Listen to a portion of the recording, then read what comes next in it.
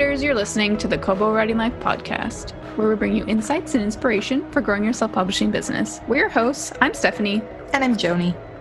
This week on the podcast, we talked to Jaclyn Derlatka, who works for Whitby Public Library.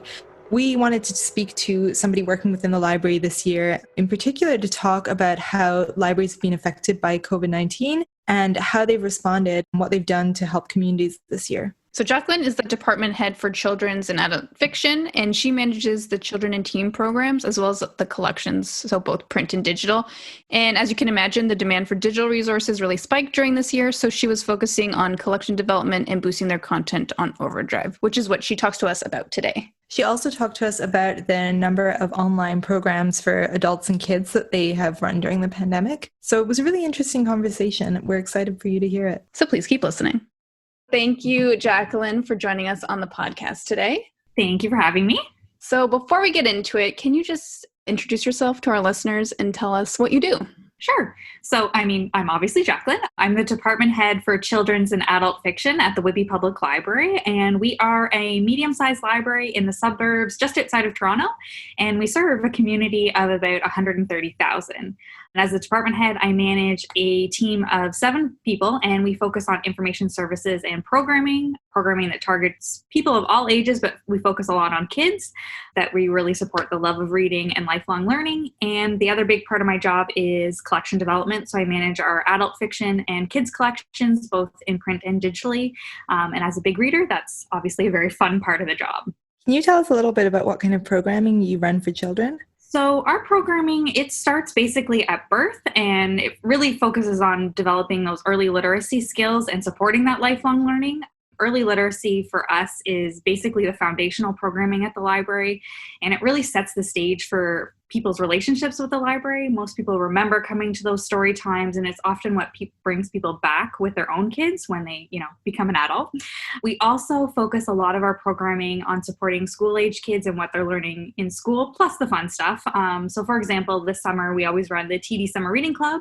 It's a fun reading program for kids to track the reading, but it's also the selling feature for parents is that it really encourages kids to read all summer long, because we know that the more you read in the summer, the more likely you are to retain information that you've learned in school. So combating the summer slide, which is of course more important than ever during a pandemic and the after effects of that. We also do our teen programming, which really bridges the gaps from kids as they start to become a little bit more independent. Those grade 7 and 8 years, those fun years. We focus for that on creating a sense of community and also giving kids, or teens I should say, an introduction to work experience. So it's often, that's the first experience they'll put on job resumes. Our teen services librarian is often a reference for teens. So it's a really good opportunity to start building that resume, which is really hard when you're in that age range. It's really, programming for us has expanded year over year. It's really become it's more of an experience in developing the library as a place that we want people to spend time in. Of course, that's very much been impacted by the pandemic. So only time will tell before how we'll get people back into the library and spending time and, enjoying those experiences for programming. How has the pandemic affected the programming? Are you able to do anything remotely with kids? So yes, we are. It has obviously changed a lot for us. And I would say we've responded in 2 ways. One is related to programming and one is related to collections. So traditionally for us, programming was a core way to kind of create that sense of community. It's staff relating to parents and kids, and you get to know people. But when your buildings are closed, all of that's off the table. And that for our staff was a really big part that they wanted to get back. So we pivoted fairly quickly to doing virtual programming. So we did some live programs and pre-recorded programs.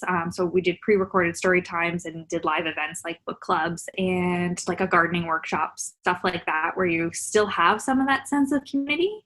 And for our story time staff, were very much wanting to connect with their little people. So that was a big drive for us. And it's been a big learning curve. I never expected that we'd have to know so much about copyright and reading stories out loud and recording it.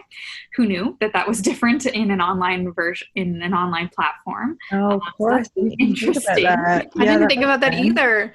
Yes, it is very, very different for us. And so of course, that takes a lot longer to facilitate a program, because not only are you planning the actual story time, you're also recording it, editing, making sure you have permission. So things are taking a little bit longer.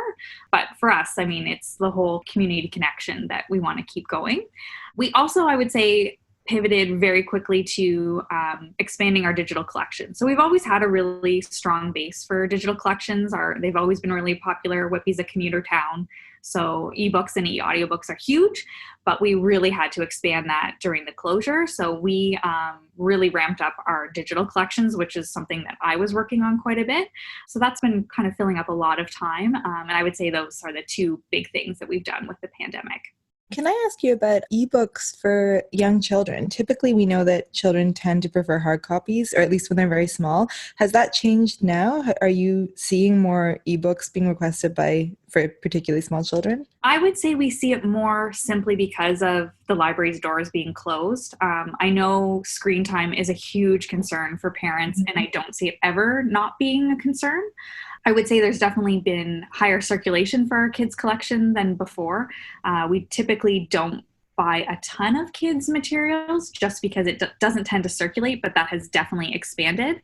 And I would say probably once things get back to normal, quote unquote, that we'll go back. We'll see that trend go back and see kids coming back in for their books. Same with parents, because we know what every parent is concerned about, the high level of screen time. And about what age group does that change? Do teenagers read ebooks, or do they still tend to gravitate towards hard copies? Teens still gravitate towards hard copies. Mm-hmm. Okay. Surprisingly. We had teens come into the office. Remember, just Joni, when it was like, take your kid to work day, and we were like, so do you guys read ebooks? Every single one of them said a paperback and like hardcover, which I was shocked by. Yeah. Teens really are hardcore hardcover users. I guess maybe because they're on their devices all the time for other stuff. I'm like, maybe they're used to it because they have textbooks all the time. But who knows? So I'm just wondering, if an author was interested in getting involved in their library, either having, I guess it'd be online events at this point, how can they get a relationship with the library? How can they go about doing that? And like, do you have recommendations on some things authors shouldn't do trying to get involved in a library? So I would say connecting with staff is probably the biggest recommendation, whether it's just reaching out to say who's the best person to talk to at the library. Every library is really quite different in terms of the capacity and ability that they have to partner with local authors. I mean, we're a medium-sized library, so we tend to do quite a few author events, but I also know some other libraries that's just not as easy in terms of budgeting. I know for us, we routinely host local author events. So close by to us, we have Ted Barris and Susanna Kearsley, and they often do author visits. They have a kind of an established relationship with the library, and they always draw a big crowd. So I think a lot of it is just talking to staff, finding out what their unique needs are, and what the capacity is. In our case, we also partner with a local bookstore, Blue Heron Books in Uxbridge. So they give us the ability to sell books at our actual author events. So it allows us to do author signings, which is also a big thing that folks really, really want to get their book signed at the end of a talk. The person in my department who coordinates our author visits, she networks pretty heavily at any library event. So she will often go to the Ontario Library Association's Super Conference, and she'll talk to publishers and authors there and kind of get a sense of what might fit for our community. So, I mean, for example, our community, anything historical goes over really well. Like Ted Barris writes a lot about the First and Second World War, which is always a huge hit. And Susanna Kearsley is a lot of historical fiction and romance. So we know those kind of events go over really well in our community. So that's where having a connection to a staff member is great. And I would say just even talking to different authors, our staff have also kind of got a sense of, okay, that makes sense for them to come to our library, or it might be something slightly different for us, but we also know it fills a gap that maybe we haven't covered in the past. So I think we had, the author's name's escaping me, but I know her book's The Chai Factor, and we had her come in last fall, and it was a really interesting talk. We talked a lot about diversity in the romance genre, and it was something a little bit different for us, but it still had that appeal to our community. That's really great. So typically, is it a Q&A type of scenario, or does the author do a reading, or does it really depend on the author? I would say it depends on the author. We do a lot of Q&A. We often have another author interview the other author. So for example, we will have Susanna Kearsley come in and interview another author. So sometimes we pair someone who's a little bit more well-known for our community with someone who is newer, but we also think our community would really respond to, and kind of that's a good way for us to promote the event and draw folks into the library. Yeah. So is it okay, because I've suggested this to authors sometimes and they tend to go, oh God, I could never. Is it okay if you are a local author to pop into your library and say, hey, I noticed that you carry some of my books in your collection, like I live here? Is that an acceptable thing to do? I would say yes. I mean, we're pretty friendly people at the library. So if we know we have, and especially if we have the books in our collection, I think it is great for us to know that. For us, I guess a caveat would be we do find kids author visits don't seem to get the same amount of draw as an adult author visit. And I don't know if it's just kids are getting that in school, or there's just so many things for kids. We have noticed that author events that are a little bit more interactive than that Q&A tend to go over a little bit better. So for example, local graphic novel author Jay Torres, he often will come to our Whitby Comics Arts Festival, and he does this whole interactive game show with kids, and it always has a huge turnout. So if it's a kids thing, I would definitely say we're looking for more of an interactive session versus a Q&A. Awesome. So this is the top question I think we get from authors, which is, it's a two-part question, but how do libraries acquire new books for their catalog? And then what process goes behind the selection of the books? Like, is it patrons coming in and being like, I want this book, or is it just the librarians picking what they think their community wants? Well, it's a bit of both. So in terms of our case, since our library is quite large, we actually have an automatic release plan with our supplier. So basically what that means is we set up a profile and our supplier orders based on that profile. And the profile gets updated regularly to reflect changes in the community and to address gaps in the collection. So I think it was last year we updated ours to include a diversity and inclusion statement, because that was something we were really wanting to kind of bring to our collection and make sure we were filling those gaps and being really representative of our community. So in that case, I'm not doing the direct ordering for the bulk of our collection. Our supplier is taking care of that. But I also supplement that based on individual recommendations from the community members. So anyone can fill in a form and we would kind of evaluate it based on our collection development policy. And then anything that I come across through reviews and reading. Like I'm a big fan of like NetGalley and Edelweiss, so I read a lot of advanced copies and will often order stuff based on what I read and that I think would fit well with our collection. Is there anything that you would like to see more of to build your collection that you're not really seeing enough of? Is there a demand that's not being met? I think for us, the diversity and inclusion piece is huge. I think publishing's gotten a lot better in terms of focusing on kind of showcasing different authors and experiences. But I know that that's something that we're still trying to get more of in our collection, especially in terms of for kids programming. Last year we did a diversity audit on our actual kids collections, and we can tell that there is more work to be done in terms of making sure we have that content on our shelves. So I think in terms of that, we're looking for more content. And I mean, fiction's different in the sense that like nonfiction, we would be looking at the information content, I guess, of the book, but for fiction, it would just be, if it's a good story that's going to resonate with readers. So it's a little bit more subjective with fiction. And when it comes to building your digital collection, is it the same process as you just described?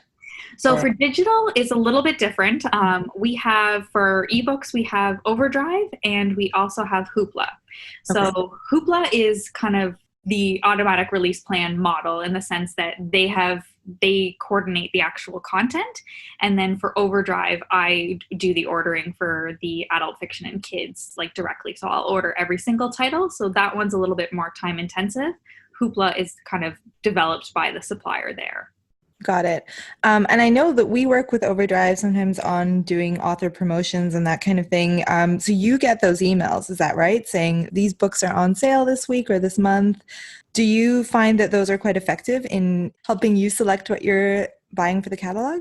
I tend to use the promotion directly on Overdrive's website, so their marketplace that they're using. That tends to be what I do, and I order usually for Overdrive every week, so I'll top up different parts of the collection. So they'll often showcase different elements.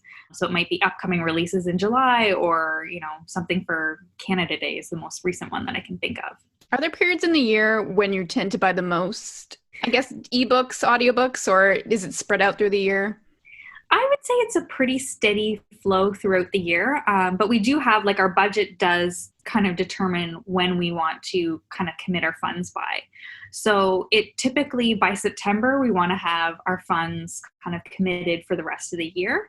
So that would just mean, even though something's coming out in November, December, we want to have it ordered before September, just so we have an idea of kind of what we've spent. And with Overdrive, it's a little bit different in that you can spend, it's just the way we're invoiced has a little bit of an impact on when we'll spend throughout the year. So it would be more on a monthly basis. So I wouldn't say there's a particular time in the year that is more important for us. It's really, we want to make sure we're having a steady flow of material throughout the year.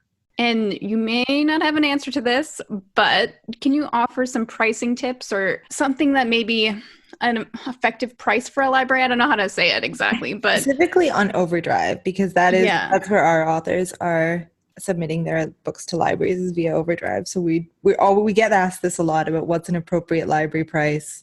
You don't have to give a number though. Yeah, and I wouldn't say I have a particular number. For me, if a community member wants the title, if I can order it, I absolutely will, whether it's in print or digital. I would say it's less about pricing and more that it's available through one of our suppliers, whether it's Overdrive or our print supplier.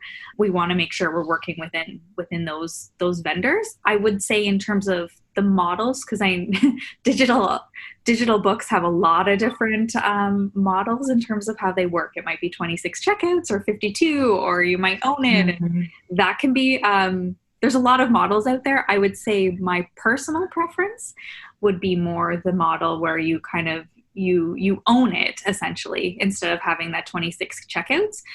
It just enables us to promote titles a little bit more extensively in our collection. So if we do a monthly book list, if we know we have it, it's a lot easier to not worry about running out of the amount of checkouts if we want to have it up there for the space of the month and we know that the title is not going to expire after 26 checkouts. What kind of promotions do you do at the library? I know about the big library read that Toronto Public Library does, but yeah, I'd be interested to know what other kind of promotions you do. So we participate in any of the Overdrive kind of library reads. So they do them a couple of times of the year, and we always promote that on our website. Recently, we started getting involved in the I Read Canadian initiative that was more for, it started off in schools and it kind of expanded to public libraries. So we use that a lot to promote all of our collections, whether it's print or digital. And we also heavily, in terms of promoting both collections, we offer a reader's advisory service throughout the summer right now. So it's called Summer Reads, and folks fill out a survey. We send them a list of recommendations, and that includes all of our digital collections as well. So if folks really just want to read ebooks, we will find titles that are in our digital collection and send them a direct link for them to start looking at it. So these are personalized recommendations that people can ask for? That's so cool. Yes, it is very fun to do. Yeah, I bet. I was wondering, let's say you have a book that's very popular, but you only have one copy. How do you realize you need to buy more than one? Or is there a process behind it? Yes, there is a process. So in the case of Overdrive, every week I go and look at the holds list for fiction. I have another colleague who deals with the nonfiction collection. So every week I go in, I see what our holds are like. So let's say a copy has 25 holds on it, then I would order a second copy. But sometimes the price of the book will also dictate how many copies we can get. So if a book is, $100, it's really hard to buy 10 copies to supplement a really high holds list. So that is a unique challenge for us in terms of figuring that out. In terms of our print collection, it's a little bit sometimes easier to take care of that really high holds list, because we can often get a lot more books on print than we can in digital. I feel like librarians are always the first to notice any kind of trends in reading and books. Is there anything that you've noticed over the last couple of months that's particularly big right now? Anything to do with the pandemic? Yeah. Interesting. Fiction or non-fiction about... Definitely fiction. Like Dean Koontz' I think it's Eyes of Darkness, skyrocketed. I mean, generally, I would say our staples pretty much stay the same. So historical fiction is huge for us, especially anything genre fiction for digital collections. Always popular, like mystery, historical romance, well, any romance, but historical romance is my favorite. Really pretty much are pretty big staples on what I find I tend to focus a lot of our collection on. I guess that leads into our next question. What are most people surprised to learn about the library, or even about your job? Or probably that I don't read all day. Well, that would be a really awesome job. I find I spend a lot of time, we have a lot of people coming through the doors every day. So there's really reading at work. It just doesn't happen. And I find that that's funny that no one, like that shift hasn't really happened in people's minds. They still really associate the library with books, and that we're not just a quiet place to come and read. Really, I work in the kids department, and it is never quiet, ever. 9:30 a.m. we have the babies running in for their regular story time. And then by 4:00, all the kids are in from after school. So the idea that the library is a really quiet place. Yes, sometimes there is quiet study areas, but really we're not the shushing librarians of like the movies that you see and stuff like that. Could you tell us some ways that people can support their library beyond just checking books out, which I think is sort of the only thing that would come to my mind? What are some other things that people can actively do to support their community library? I would say, that's kind of a tricky question. Because yes, books for sure. I think for us, we want to make sure we know that what we're doing is actually what the community wants to see. So in terms of, like, for me, for kids program, if we, our early literacy stuff, because we have 30 moms and their babies coming in every Monday and Thursday, we know that program is really popular and it's serving a need for our community. So I would say we would want to know if people have a program idea, if people, if there's something that we're missing, we want to hear about that. So I would say just even engaging with the library by providing us feedback. We often run surveys for patron feedback on a, fairly regular basis, and we want to know what people want from us. So that to me would be the big one. Anything else? I'm not sure. I'm drawing a blank on that one. No, that's a fair answer. I think it was a tricky question. I think I was thinking along the lines of the fact that a lot of us don't always know how many things the library gets involved with and how many programs there are that aren't necessarily book focused only. So I think it's fantastic that there's a mom and baby program, for example. I know that there's Toronto Public Library offers online courses, I think, subscriptions to newspapers, like that kind of thing, that are really valuable as well. Yeah, marketing for us it's always a challenge, I think, for public libraries. And one of the things we noticed even with the pandemic is all of a sudden people wanted library cards, and they had no idea that we had we have newspapers, we have movies and graphic novels, all that kind of stuff that people can access digitally. And it was only since, people were I don't want to say forced to look at the library, but had this need to go to the library to access some other material that people really realized, oh, there's way more here than just the print collection. But I think marketing is always a tricky thing. I mean, even just for me in the kids department, we know kids are, their parents have kids in multiple extracurriculars. So oftentimes it's just a matter of, there's so many options out there for people that I think sometimes it's easy to forget that we have some other stuff at the library that might be of interest as well. So, for us, it's connecting with our community. We have a community engagement librarian that really does a lot of our visits and has really kind of, raised the profile in our community members' eyes by doing a lot of events outside of our library's doors. That's great. Do you see any changes coming up in the next 5 or 10 years with libraries or librarians? What your job is like? Probably a lot of different change. Yeah. In terms of collections, I definitely think the pandemic has accelerated our need for our digital collections. That's always been increasing for us. We've we're always trying to grow our digital collection, but I think the pandemic has really spurred that to a much quicker pace. And I mean, granted, I can't say that for sure. I mean, it's still early days, but I can see that being something that we will want to sustain going forward now that we've also attracted a bunch of new users to our digital collection throughout the whole pandemic. And I definitely see, in terms of collections, for us, like audiobooks, digital audiobooks, there's a huge difference between our print audiobooks, or I shouldn't say print, they're CDs, our CD audiobooks and our actual digital collections. So let's say Beartown, that was a huge book. So we had like 17 holds on the digital copy, and it was checked in our actual library, the CD.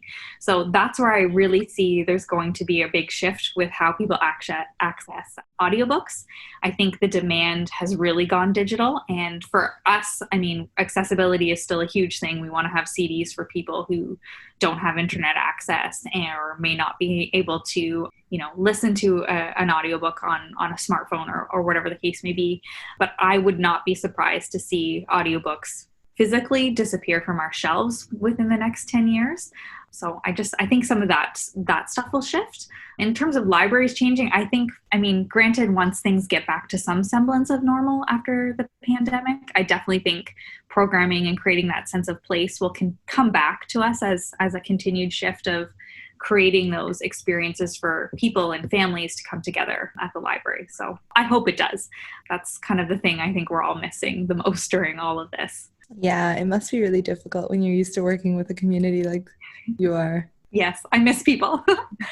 What is your favorite thing about your job? Oh, there's too many things. I guess I would say the people, and that the fact that every day is very different. So one day you could be helping a kid find books on dinosaurs, and the next day you could be helping someone, get together their documentation and scanning it for a citizen application. So you really, like, every single day is like a choose your own adventure, which I really like. I like a lot of variety, and I definitely would say I'm a people person. So, every day you never know who you're going to talk to at the library. So we have a lot of people come in our doors, and I love just chatting with different people about different stuff. One day you could be recommending someone a romance story, and the next a kid could be looking for their next favorite picture book. So I love that variety. I also work with really great people. I mean, the Whitby Library is awesome, and the staff there is really great. So every day is a lot of fun to come into work. That's great. This is my favorite question that we have. And now that I know you like historical romance, I'm going to ask for a specific recommendation. But what have you been loving lately? Oh, so many books. So many. I recently read Caroline Linden's About a Rogue, which was amazing. It was a whole marriage of convenience trope, and she does it really, really, really well. And it was a lot of fun. And I really recently read Mexican Gothic, which was amazing. It was a great spin on the whole haunted house theme, and the sense of place. It was set in Mexico, was incredibly vivid and just really, really creepy. It's been on my list for a while, so it's a good recommendation. And I listened to it on audio, and the narrator was fabulous. Okay. You recommend the audio then? Yes. Yeah. Really, really good. I also really have been loving Beck McMaster. She writes this London steampunk series. So it kind of combines historical romance with paranormal romance. And it's great. I love her stuff. I know. I love her dragon series too. I have it loaded up for vacation, and I'm quite excited to start it. She's self-published too, which I appreciate. Yeah. I love everything about her series. I'm on her email list, and every new book, it's like, well, I'm going to pre-order that. Yeah, she has a big backlist. But these are great. I mean, I could go on and on, but I think you gave us a good section of recommendations. Where can people find you online if they have questions, or maybe they're interested, they have a more specific library question? Can people email you or? Yeah, so if you go to our website, so it's whitbylibrary.ca, we have all of our information about the library on there. And if people are looking for reading suggestions, we just actually launched a WPL Suggest page on there. So anytime we have different profiles for some of our staff, and we publish new reading suggested lists pretty much every 2 weeks now. That's awesome. Are you involved in curating the lists? I manage the team that does the lists. Okay. And I do have a reading profile on there because, I couldn't I said I had to be able to at least share my love of books somewhere. Very cool. Definitely. Do you have anything else you want to add? I don't think so. It was just great to chat about libraries with you guys. Yeah, that was great. Thank you so much. Thanks for having me. It was a lot of fun. Thank you for listening to the Kobo Writing Life podcast. If you're interested in opting in your books to Overdrive distribution, you can do so on the rights and distribution page of the publishing process. And if your books are opted into Overdrive and you're interested in promoting them to librarians, email us at writinglife@kobo.com. We're happy to answer any Overdrive questions. This episode was produced by Joni DiPlacido and Lee McGrath. Music was provided by Tearjerker. Editing is by Kelly Robotham. Big thanks to Rachel for her production assistance. And thank you to Jaclyn for being on the podcast today. If you're ready to start your self-publishing journey today, sign up for free at kobo.com/writinglife. Until next time, happy writing!